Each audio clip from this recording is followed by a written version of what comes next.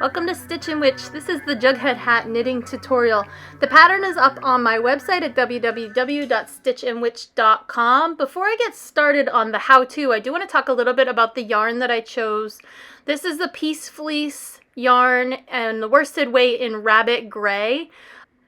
When I first came up with this pattern design back in 2019, I immediately had this yarn in mind. I had used it before on a different Jughead hat, different pattern, and I knew that it was just the perfect color, and I really love the Peace Fleece messaging.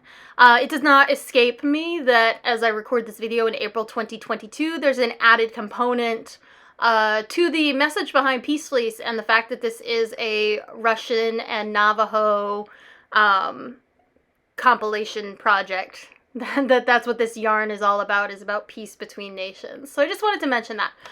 So the first step in making this hat is to cast on 6 stitches and then join them in the round on your size 8 DPNs.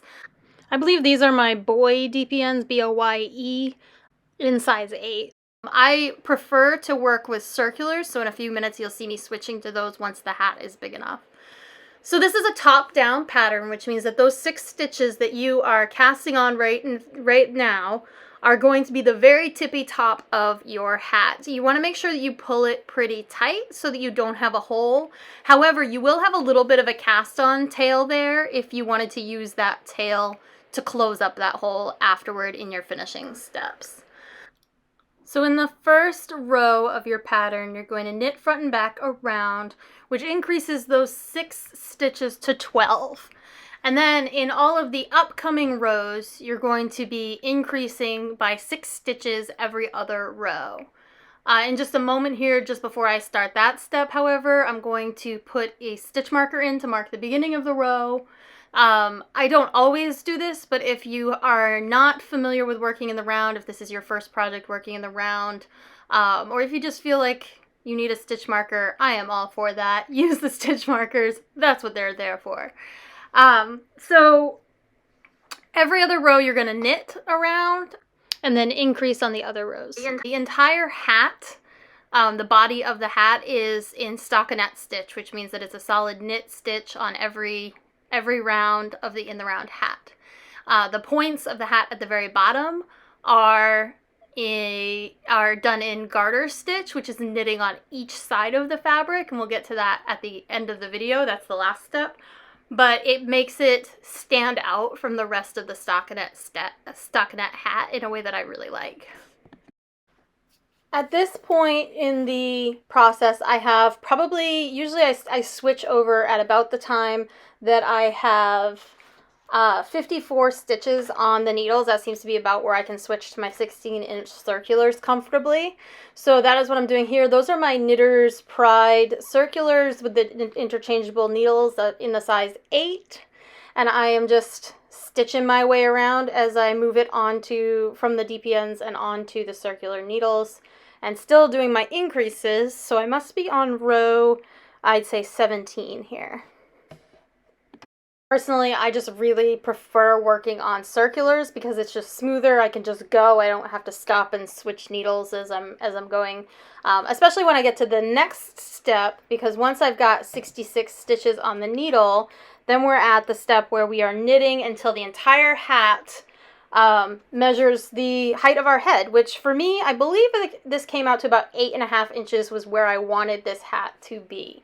It's entirely up to you how big the hat is at this point in the process. If you want more of the Jughead look, like he kind of tilts his back on his head a little bit, and you can see that it kind of is a little bit small maybe, or intentionally small for his head. If you want that look, that's awesome. I live in Maine. I want my ears to be warm, so I like mine to be a little bit longer. The key is that once you get the stockinette rows done, your hat should fit you like it is a complete hat. It's not quite yet. We still have a couple more steps to do, but the rest of it is going to be folded up. So you need your hat to be the right size for your head at this point if you were to just bind off and go with an entire stockinette hat. Now we're getting into the actual bind off, and I've used a short row technique to create the points around the hat. So each 11 stitch section of the hat is another point. So here we're going to knit essentially across 11 stitches. If you look at your pattern, it says knit 1 and then knit 10. So we have 11 stitches total. And then we're going to turn the entire project. And this is what I meant by the garter stitch, because at this point we're knitting on the inside of the hat, but still using a knit stitch to create that different texture of the garter fabric versus the stockinette fabric. So we're going to turn it and we're going to knit back 10 stitches. So at that point, you will have one stitch between you and the stitch marker, and then the other 10 stitches of that particular point will be on the right needle.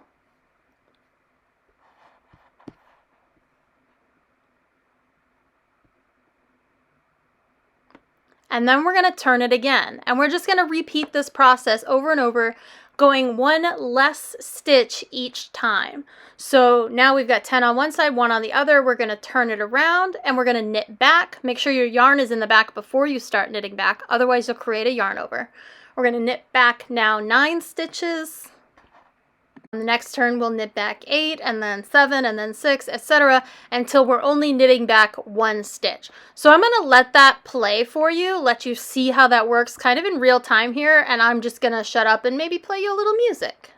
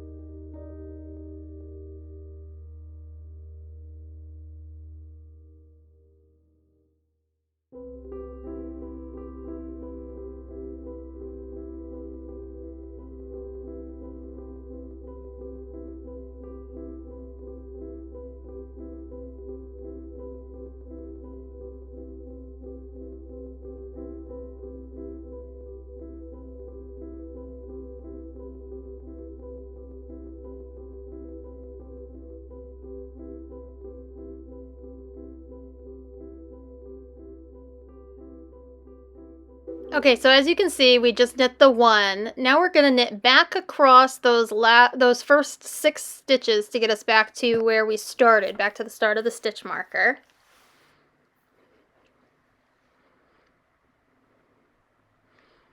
And once there, we're going to turn the project one more time.